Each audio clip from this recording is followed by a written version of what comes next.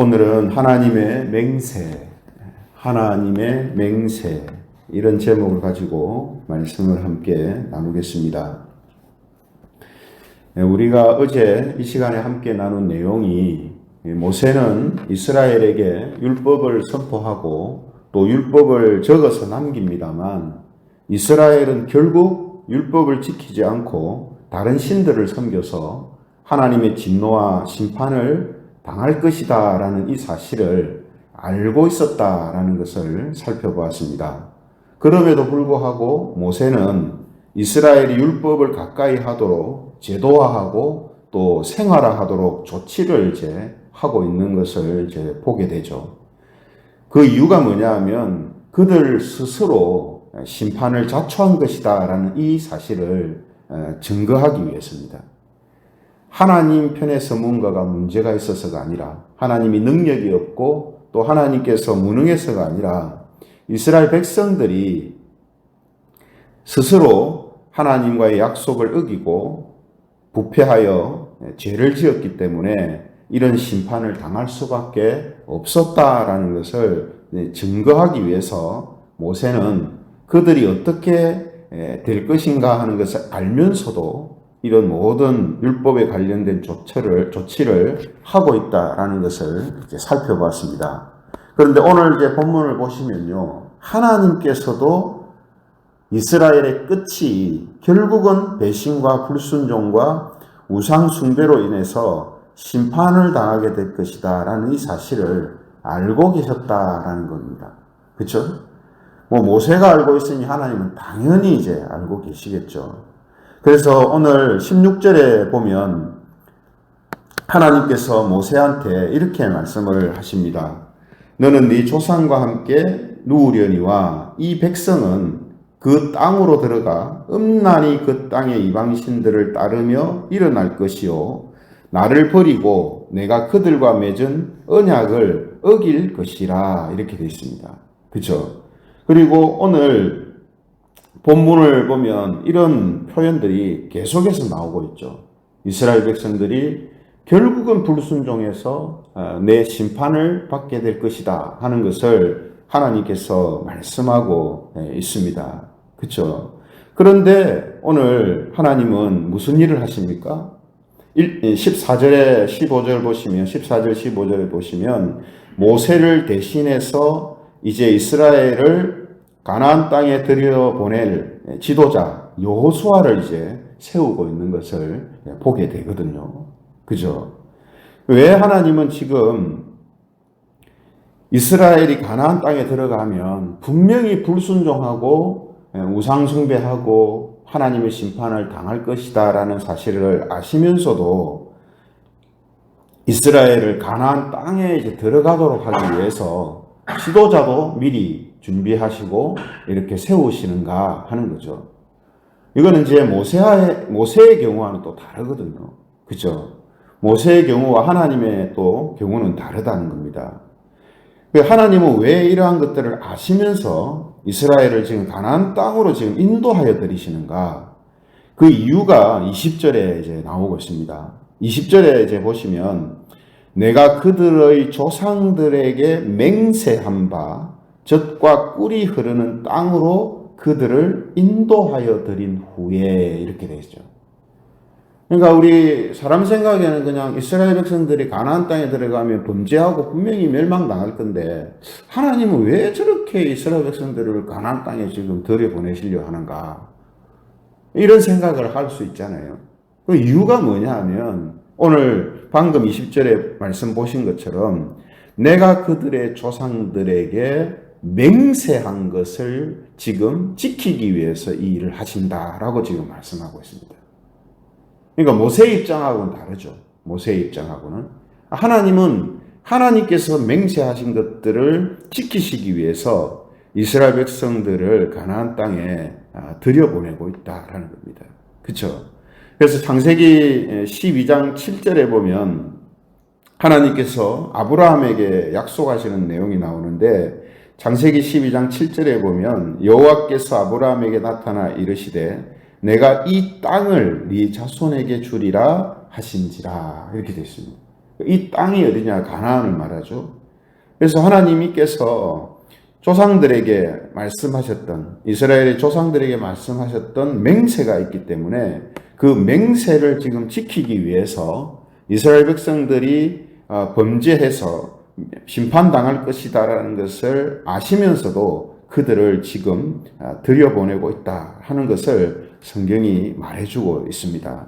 그쵸? 근데 여러분, 우리가 맹세라는 거, 이 맹세는 자기 자신과의 약속이거든요. 그렇지 않습니까?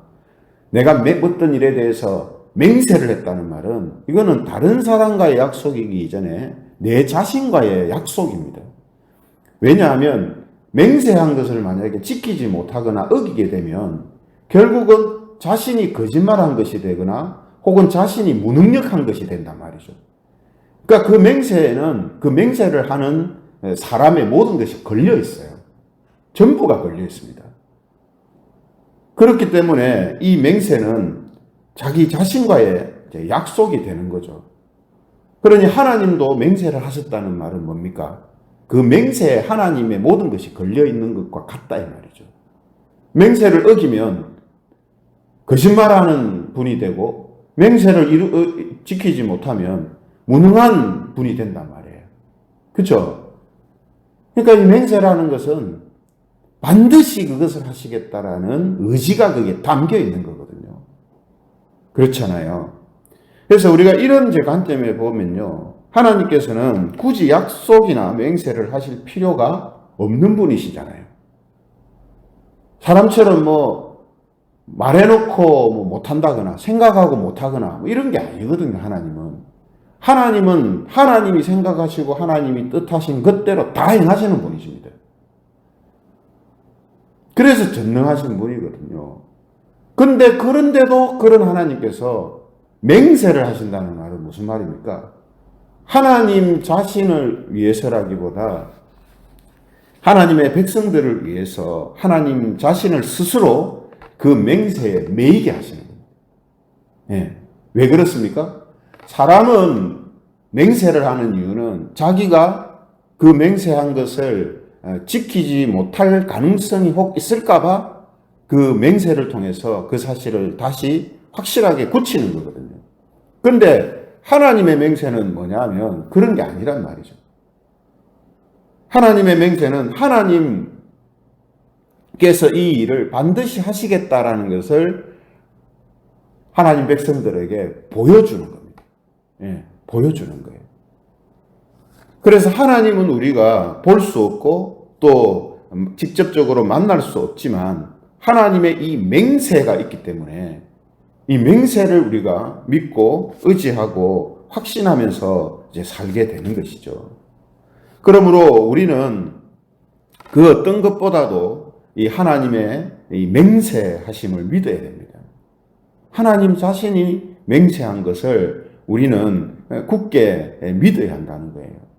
그래서 하나님이 혹시 안 계시는 것처럼 보이거나 하나님이 혹시 나를 보시지 않는 것처럼 보이거나 내 사정과 형편을 모르시는 것처럼 보이는 때가 있다 할지라도 우리는 하나님이 내게 얼마나 가까이 있는가 하는 느낌을 믿고 의지하면 되지 않습니다. 하나님의 맹세하신 것을 믿어야 됩니다. 그죠? 또 우리 자신의 연약함과 부족함이 있고요. 세상의 가치와 문화가 우리를 어지럽게 하고 사람들이 우리를 멸시하는 일들이 막 생겨도 하나님의 약속을, 이 맹세를 믿어야 합니다. 그래서 이 맹세를 주시는 거예요. 예. 그래서 여러분, 이스라엘 백성들이 나라가 망하고 백성들이 다 이방 나라에 끌려가고, 그죠? 나라가 풍지박산이 됐을 때 멀리 포로로 끌려가 있던 이 사람들, 모든 게 끝났잖아요. 나라가 멸망당했습니다. 그리고 수십 년이 흘러요. 끝난 거 아닙니까? 그죠? 그런데도 다니엘과 같은 사람은 계속해서 예루살렘 성전 쪽으로 창문을 열어놓고 기도를 하거든요. 그게 뭡니까? 지금 현실을 보면 끝난 거예요. 근데 왜 그런 사람들이 그렇게 합니까? 하나님의 맹세가 있기 때문에. 하나님의 맹세를 그들이 믿기 때문이에요. 그죠? 이것이 중요한 것입니다. 그러므로 우리가 어떤 상황 속에 있다 할지라도, 그러니까 내가 어떤 상황에 있다 할지라도 이 말은 바르게 말하면 하나님이 나에게 함께하고 계시지 않은 것처럼 느끼는 일이 있어도 이 말입니다. 여러분 그런 경우가 있잖아요. 예? 다른 사람에게 생기지 않는 엄청난 일들이 생기고 힘든 일이 생길 때 하나님은 나하고 함께 계시지 않는가? 하나님은 없는가? 예. 이스라엘 백성들이 했었던 고민이기도 해요. 그럴 때 어떻게 합니까? 하나님의 이 맹세. 그래서 맹세를 지키시는 모습을 보이시는 거예요. 어떤 상황이라도. 이스라엘 백성들이 가나안 땅에 들어가 분명히 우상 숭배하고 하나님 심판을 당할 거라는 것을 아시면서도 하나님은 그들을 가나안 땅에 들여보내는 모든 일을 철저하게 준비해서 그들을 들여보냅니다. 왜 그렇다고요? 하나님은 맹세하신 것을 반드시 지키신다라는 것을 보이시려고 하는 거예요. 그래서 우리에게 하나님은 크고 작은 여러 가지 맹세들을 하시거든요. 약속은 하나님의 맹세예요. 그래서 이런 일들 반드시 지킨다.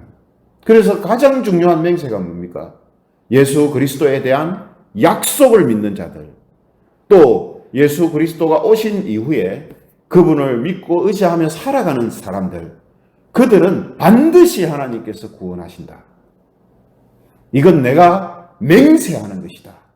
예, 그거예요.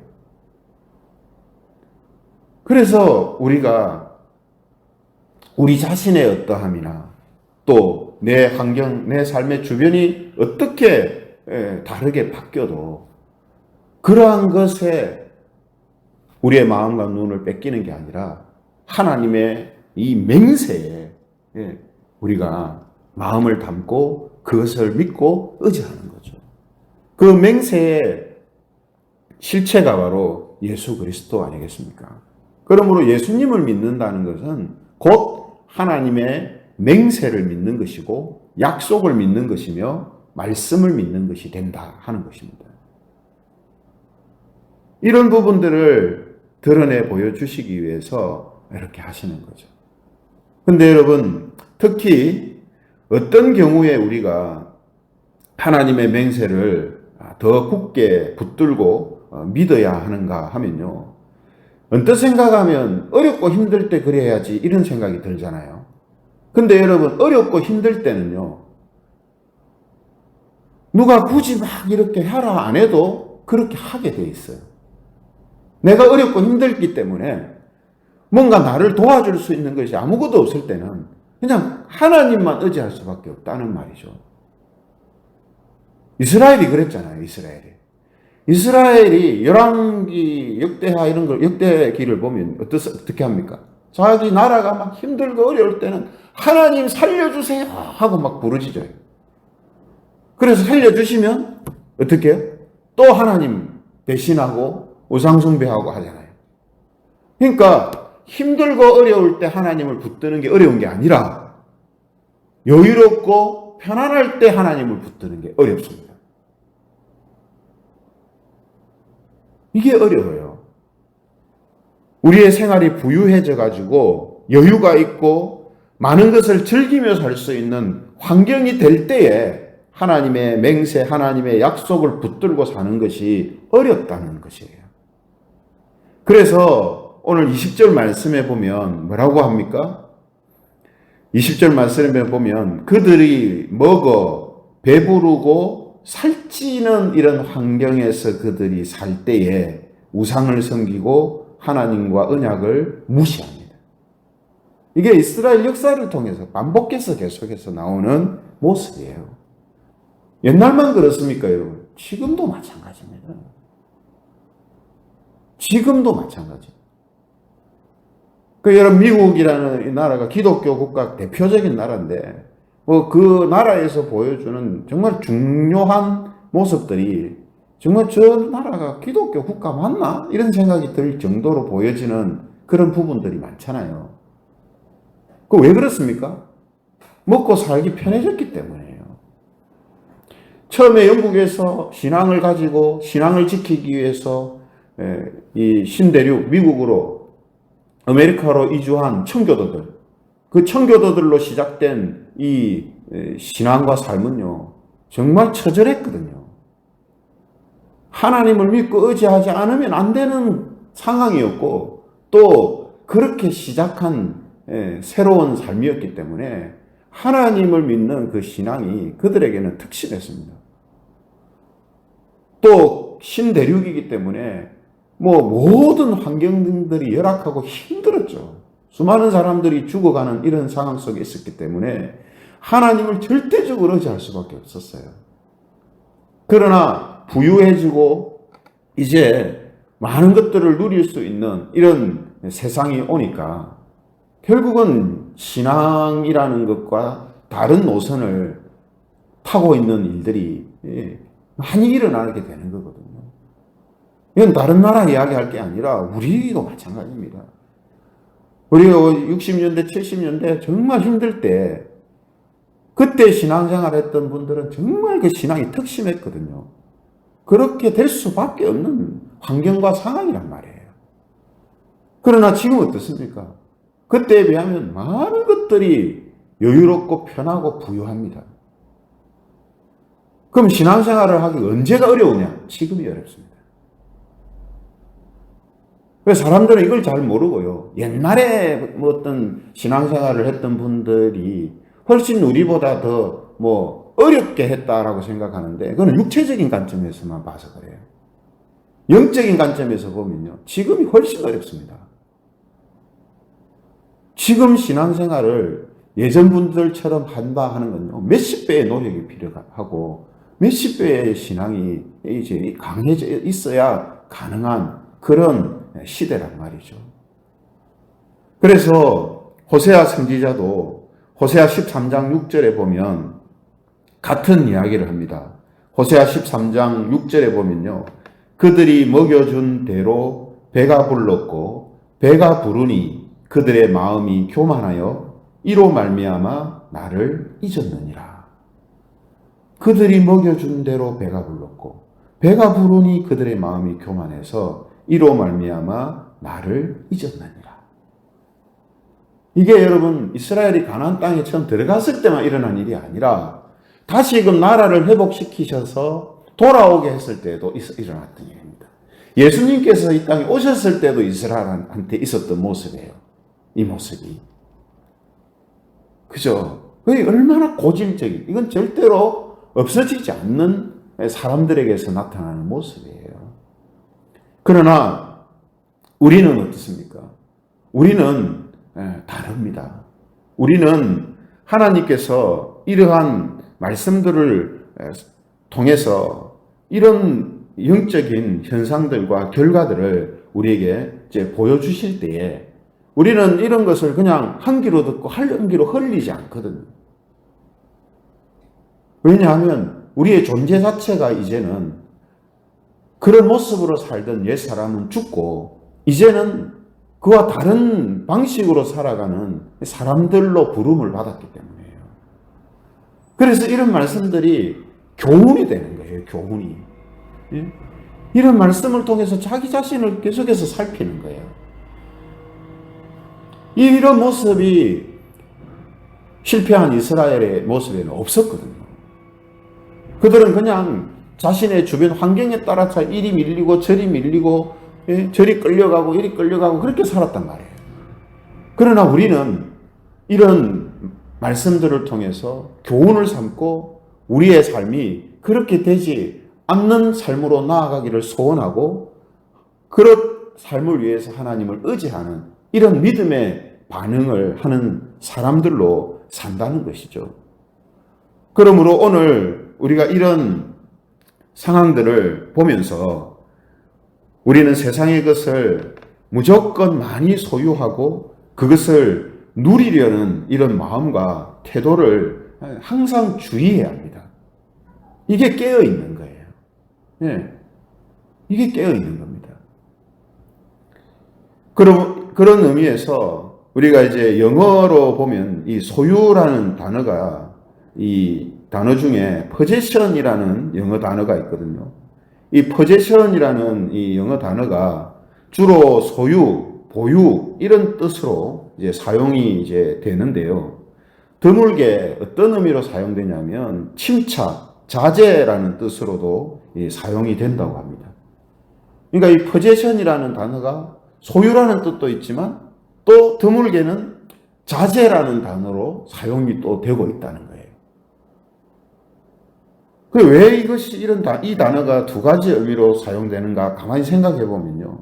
진정한 이제 소유는 무엇인가 하면 올바른 자제를 통해서 얻는 것이다 라는 생각을 하게 됩니다. 진정한 소유, 참된 소유는 올바른 자제를 통해 얻는 것이다. 사람 소유하면 그냥 무조건 많이 갖는 거 뭐 이걸 소유라고 생각하잖아요. 이게 좋은 것이고 이게 소유라고 생각하는데 진짜 참된 소유는 뭐냐? 올바른 자제를 통해서 소유하는 것이 진짜 그게 바른 소유다 이 말이에요. 이게 정말 우리 그리스도인들은 필요한 겁니다. 세상 사람들은 자제 없는 소유를 해요. 막 무조건 많으면 좋다. 무조건. 예. 무조건 즐기면 좋다. 이게 세상 사람들, 육에 속한 사람들이 살아가는 방식이에요. 그러나 영에 속한 사람들은 어떻습니까? 자제를 통한, 올바른 자제를 통한 소유를 하는 삶을 살아가는 거예요. 그래서 내가 이것을 소유했을 때 하나님을 향한 신앙이 잘못되거나 우리의 삶이 거기에 매이게 될 가능성이 있을 때는 그걸 자제하는 거예요. 소유하지 않는 겁니다. 자제하는 거예요. 내가 많은 것을 누리고 즐길 수 있는 것이지만 내가 그 많은 것을 누리고 즐길 때, 이것을 누리고 즐길 때에 내 신앙이 문제가 생기고 내 삶이 하나님 보실 때 바른 모습이 되지 못한다 할 때 우리는 그 즐길 수 있는 것들을 자제해야 하는 거예요. 이게 바로 그리스도인의 삶입니다. 그러므로 오늘 이 시간에 우리가 분명히 꼭 기억해야 할 것, 그것은 하나님의 맹세와 약속들을 우리가 굳게 믿어야 된다라는 것이고요. 그리고 그 맹세하심을 우리가 믿고 확신하며 살아갈 때에 특히 우리의 생활이 부유해졌을 때, 여유가 있고 많은 것을 누릴 수 있을 때에 하나님을 믿고 의지하는 것을 바르게 하기 위해서는 자제 가운데 소유함을 항상 우리가 가지고 있어야 한다 하는 것, 이것을 오늘 꼭 기억하면 좋겠습니다. 그래서 오늘 저와 여러분들이 새벽 시간에 교회에 나와서 하루를 시작하는 것도 사실은 내 삶의 한 부분을 자제하고 하나님께 이 시간을 드리는 거거든요. 그렇죠? 그래서 오늘 우리의 하루의 삶이 그나마 믿음으로, 말씀으로 살아가는 삶이 될 거다라는 이런 믿음과 또 기대로 하루를 시작하는 거 아니겠습니까? 그래서 오늘 저와 여러분들이 이 말씀을 통해서 우리 자신이나 주변 환경과 사람들에게 현혹되지 마시고 하나님의 이 맹세와 약속을 믿는 믿음으로 살아가시기를 바랍니다. 또 우리가 소유하고 누리는 것들이 하나님과 말씀을 떠나 살게 하는 악한 도구가 되지 않도록 자제하고 조절하며 사시기를 바랍니다. 그래서 하나님의 은혜 언약이 이루어진 약속의 자녀로서 살아가는 그런 저와 여러분들이 되시기를 주님의 이름으로 축원합니다.